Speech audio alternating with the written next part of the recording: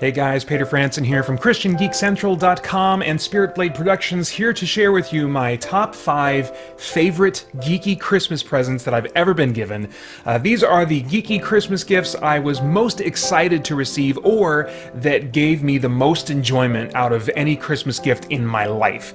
Now, once I made my own money, getting a job, your first job and stuff like that, from that point on, I just kind of bought the things that I was really most excited about. I just bought those things for myself. Before then, however, Christmas was, as it was, I think, for many people, one of only like 2 chances growing up each year to acquire some of those big ticket items. So that's why every gift on my list, except for one, was given to me before I got my first job. So get ready to travel with me back in time. These are my top 5 geeky Christmas gifts. Number 5, boom, mother trucker, is a TV/VCR combo, which in and of itself is not like geeky in particular, and this one I could have maybe saved up for myself. I was working at the time, but I was in college and still living at home, and my parents bought me this TV VCR combo, probably mostly to just get me to stop using the main TV in the living room as much as I was. I was really into just like recording on VCR, all of the shows that I loved, and at the time I was watching Farscape broadcast for the first time on the Sci-Fi Channel back in the day, and that is still, to this day, my favorite television show of all time. Not just my favorite geek show, my favorite television show of all time. I have not run into a TV show yet that has satisfied me and excited me and moved me, all those things at once, as much as Farscape did. And having this TV VCR combo meant that I could record and keep every episode. And until eventually, of course, they got released on DVD. But anyway, at the time, that was a very precious gift. I was also watching and really enjoying the Gundam Wing anime series on Cartoon Network and recording all of those at the time. So that was one of the few anime series that I really found myself enjoying. And so it was really cool to be able to collect all of those and have them all recorded on VCR. I mean, since then, I've long since thrown away those tapes, but that was really cool to be able to have that at the time and just kind of collect and amass all that geeky goodness for myself. Number 4 was cool, but not like super exciting the first time that I got it, or we got it. It was the original Nintendo Entertainment System, which was a gift from my grandmother to me and my sisters, so it was kind of a shared gift, and at the time, it was kind of like this cool thing that other kids had, and I was excited about it, but I wasn't like super nerding out over it because I didn't understand at that time what kinds of experiences I would eventually be having on NES and consoles in the future. I wasn't introduced to role-playing games yet at that time, but easily it had a huge impact on me, and over the course of time I got so much enjoyment out of playing NES games and just really being fully then introduced to the potential of the world of console video gaming. We'd had an Atari before that, but there weren't really role-playing games in the same sense on Atari as, say, like Final Fantasy or Dragon Warrior on the NES, and so I didn't know when we opened up that NES what that was going to do to me, as far as like my hobbies and interests for the rest of my life. And so that's why Nintendo, even though I wasn't like, oh my gosh, freaking out when I first, when we first open it up, it easily makes its way onto this list as my number 4. Number 3 was a few years after I got the Nintendo, moved on to Super Nintendo. By this point, I'd played and been blown away by Final Fantasy III, and I heard that a lot of the same creative minds that were behind Final Fantasy III, which was 6 in Japan, we're going to be releasing a new role-playing game, not in the Final Fantasy series, but with a lot of the same kinds of things that I enjoyed about Final Fantasy, in a new game called Chrono Trigger.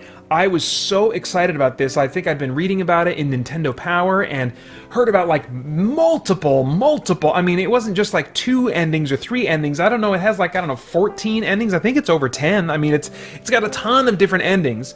And all the different things that you can do using time travel to change the timeline, you know, and you can open up chests in one time period and they'll be empty later on, or if you leave them alone, then later on what was in them back in the Stone Age will kind of mature and evolve and change into something even cooler and better, you know, if you revisit the same chest in the future or whatever, you know.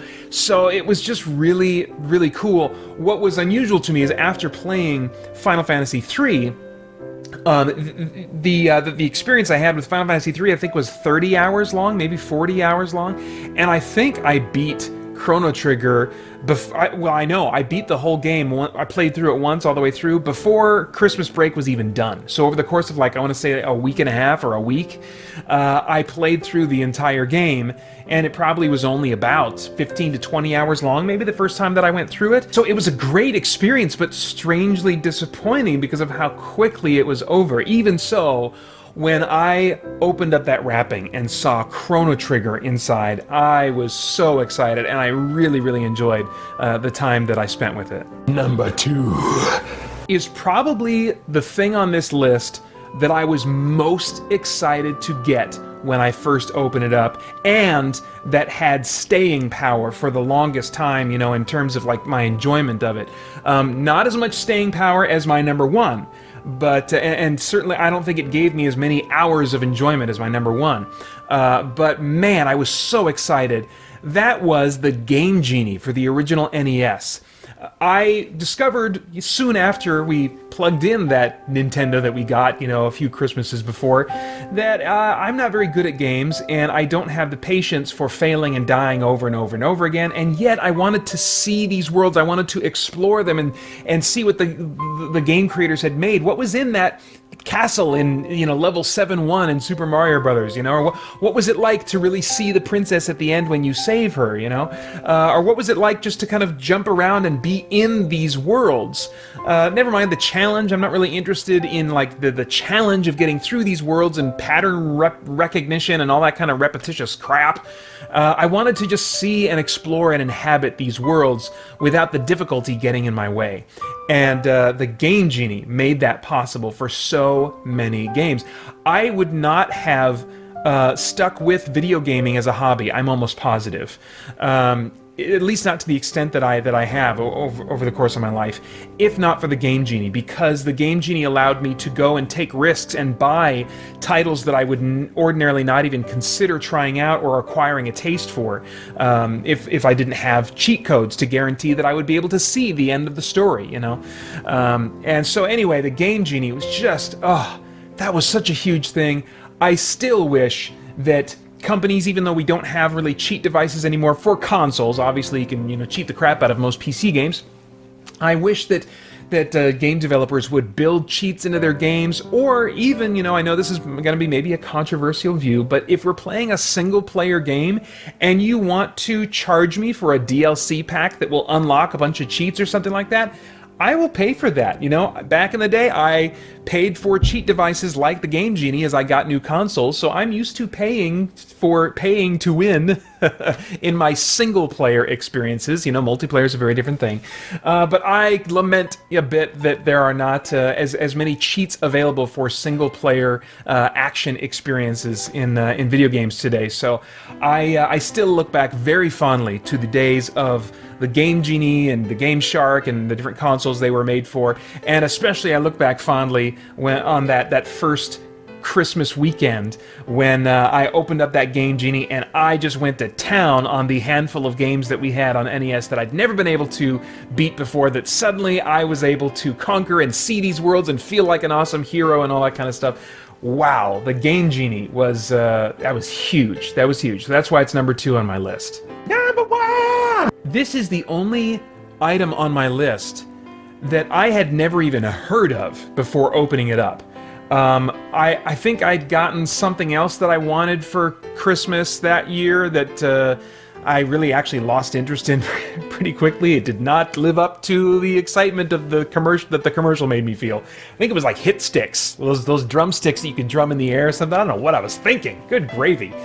But my mom said, "Oh, you know, I think Paeter will like this game. Let's try this game out." And so they bought me this board game called Hero Quest. And I had no idea. I had no idea how this was going to change my life in terms of the things I like to do in my spare time. It was kind of like a slow introduction, just kind of like figuring out, okay, what is this animal? What is it? Okay, so one person plays the bad guys, and then you need other players to play the good guys. Well, you know, I think maybe at first my dad maybe was the overlord, the game master, as we would call him now. Maybe the first time. But then I think I quickly wanted to take on that role because I'm not into competition, but I am into stories and storytelling, and I realized that in this game master role, the pressure wasn't on me to win, and I was kind of supposed to lose, and so it wasn't a competition anymore, and instead I could just focus on making this cool atmospheric experience. It was kind of like this interactive storytelling experience, and of course, I really wasn't familiar with the idea of role-playing games. I mean, I'd heard of Dungeons and Dragons, but at that time there was still like some caution, you know, in a conservative Christian home about the idea of the Dungeons and Dragons, you know. But man, this certainly led to me playing paper and pencil RPGs and all kinds of other thematic board games since then. This really paved the way for paper and pencil role-playing games for me as a hobby, which was a big hobby for me throughout college, and now as I have less time to, you know, and certainly not enough time to game master a game, I've, in my adult years, in my family years, come back to board games quite a bit. And so HeroQuest was where it all started, and I still get playtime out of this. I still have my HeroQuest box set. I still have the 2 expansions for it that were released in the United States. My friend and I played this game for hours and hours and hours throughout high school, and then we kept a tradition after that for years of like once or twice a year getting together and having big marathon weekends where we would play HeroQuest the whole time. Long since got through all the published quests, and I was making my own quests, and oh my gosh, we got so much time and enjoyment and fun and creativity out of HeroQuest. And not only that, but when we finally, you know, squeezed it dry of all of its potential, a game like Descent First Edition came along, and then other games that followed that were modeled after HeroQuest, which of course was modeled after Dungeons and Dragons. But anyway, wow, what a gift that I had no idea what kind of impact it was going to have on me as a geek in all the years that followed. The Christmas experience has changed for me a lot, as I think it does for most people, you know, depending on what your stage of life is. It went from being, you know, really about the excitement of the presents, and then after that I could buy what I was really excited about for myself. So it became more about just kind of the family traditions, connecting with family, serving and getting involved in, with the church and ministry going on at that time. And then in recent years now, it's become kind of like this microcosm of the eternal rescue provided by Jesus.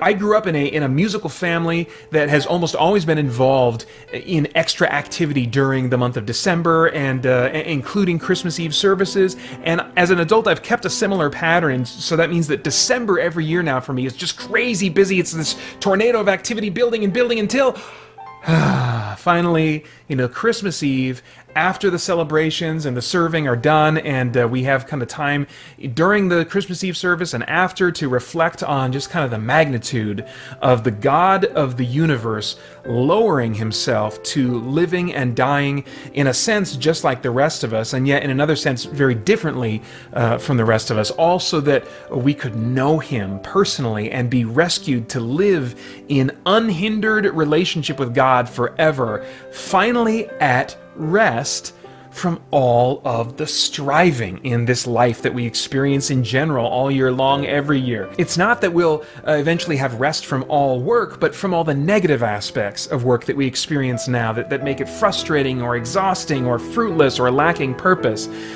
In Jesus, we have rest from the games of trying to impress people and carve out some kind of significance for ourselves. In Jesus, we have rest from the impossible task of trying to live up to God's perfect standard and justify ourselves before him through our own efforts. And in providing this rest for us, God didn't just decide to, okay, I'm just going to shrug at evil and just kind of ignore it. He kept the standards based on his own infinite perfections, but at the same time lovingly provided satisfaction of his justice through Jesus so we could be reconciled and have peace with God. And one day, all those who have accepted God's free offer of reconciliation through Jesus will be completely and forever rescued from the striving and the pain that we experience in this life.